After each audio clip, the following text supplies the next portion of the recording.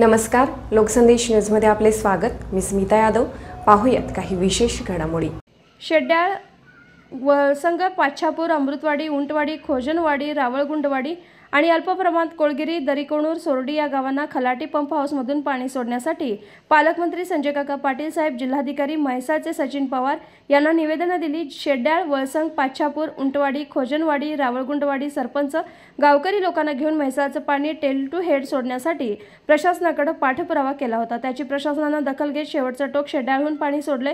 शेड्याळ पाणी पुरवठ्याच्या विहिरीला लागून असलेल्या तलावात पाणी आलेलं आहे। वळसंग ओढ्यात पाणी सोडले। आता पाछापूर, उंटवाडी, खोजनवाडी, रावळगुंडवाडीलाही पाणी सोडण्यात येणार आहे। शेड्याळमधून दरीकोणूर, सोरडीला पाणी देण्याचं नियोजन आम्ही करत आहोत। आमच्या मागणीप्रमाणे टेल टू हेड पाणी देण्याचं काम सुरू आहे। काल शेड्याळचे सरपंच भगवानदास केंगार, वळसंगचे सरपंच रमेश माळी, कोळगिरीचे सरपंच हेळवी, शेड्याळमधील माता भगिनी ग्रामस्थ यांच्या उपस्थितीत तलावातील पाणी पूजनाचा कार्यक्रम पार पडला।